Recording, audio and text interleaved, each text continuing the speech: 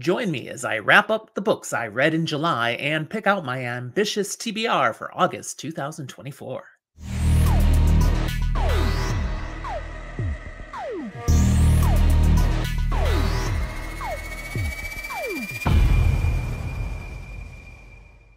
Did you realize the average person only reads 12 books a year? That's right, about one a month. Are you feeling better now? For me, I'm glad that I'm way ahead of the curve. My life is so much richer with all these books. And even on a month like July, where life was busy, I was off doing things, I didn't get as many books read. It was still way more than one. And I'm going to share them with you today. Looking forward to do so. Each of these books that got my attention in July, it was because they were on my TBR.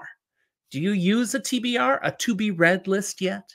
I find it super helpful to add books I discover to this to be read list. That way they don't leak out of my brain, 'cause stuff does. And there's a decent chance that I will get to those books someday. It definitely makes my reading choices more fun and less stressful as I look ahead and plan what's next. That's how I know what I'll be reading through the rest of August. I use that TBR. So after I review July's reads for you today, I'll share what's next with confidence. But here's what I got through in July. Demon's Tier, Book 1 of the Jankatai Saga by R.E. Sanders. This was epic fantasy, an adventure focused on the experiences of a few different primary characters that are being introduced, as Sanders uses this book to share a lot more about the geography, the history, the political landscape of the world he'd already introduced us to in the standalone novel, The Path of Blades, which is fantastic. I've got a review on that book out there already. Demon's Tier is a solid start to a series, a 4-star read for me. Next up was The Living Dead by George A. Romero and Daniel Kraus. This was the surprise read for me in July, an absolute pleasure. Published in late 2020, I only recently became aware of this book, and then I was like, I've got to read this, and this was the first I could squeeze it in. Romero, the grandfather of the zombie film genre for us, this is the book that he chose to write because what he wanted to tell, the story he really wanted to bring to the screen, Hollywood wouldn't let him do. There's a lot of politics going on there. This is how the zombie apocalypse story should have played out, according to Romero. He worked on this book throughout many of his latter years, but it still wasn't done when he passed away in 2017. So then his estate connected with established author Daniel Kraus to complete the book. It's spectacular. Not like anything else that I've read in zombie literature. It's a 5-star read, and I don't use that lightly in this case. Next up was Down Below Beyond by T.A. Bruno. This entertaining sci-fi adventure mystery took me a shamefully long time to read, as I was caught up in other things, and this was the book that just kept being put on the short end, backburnered. Nothing wrong with this book, it was all me. But I have to tell you, this was quite good, a uniquely crafted universe of aliens and advanced technology as the backdrop to some engaging and even touching character drama. The pacing of the book is great. Short chapters, just keeps moving along. My only real ding for the book is it really touched on some serious themes, but it never got serious enough as a book to truly bring them across the way they deserved. Some of these things were just so poignant, but the book is written so light. There's a little disconnect there. So 4 stars. Then we get to Cain Black Knife by Matthew Stover. This is book 3 of the Acts of Cain. I read the first 2 books the month before. This story was fantastic, changing so much that I thought I knew about this series that I'd learned in the first 2 books. Now I'm like, oh no, I was all wrong. This is all changed. The book is fast-paced, often rather dark. The novel tells 2 parallel stories that are clearly connected stories. There's one happening in the current timeline that flows from the previous 2 books. And then there's a flashback line that is a previous experience way back in the primary character's past that is at the root of why things are happening at the current time, and you go back and forth in a really skillfully written way. This was a powerful 5-star read for me. I followed it up with the finish of the series, Cain's Law, book 4 of the Acts of Cain. The concluding book, wow, just blew my mind and showed me that book 3 was really just a prelude to book 4. So when you go on to read these, you really have to read them back to back and don't put anything in between.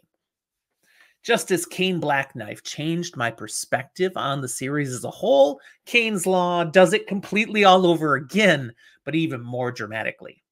The story plotting, the themes, the character development. Matthew Stover is on another level as he demonstrates true authorial genius in this book and series. Absolutely 5 stars, 5+. My final book in July was The Way of Kings by Brandon Sanderson.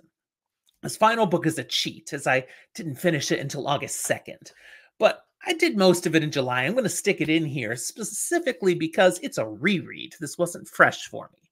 Now, it's a significant reread, and I've got content talking about it. I'm just going to say here, I'm super glad I reread it. And now, as I'm rereading it, I've read all the rest of the Cosmere books. I've got the full context of the rest of the Stormlight Archive, except book 5 that comes out in December. I've read all of those before.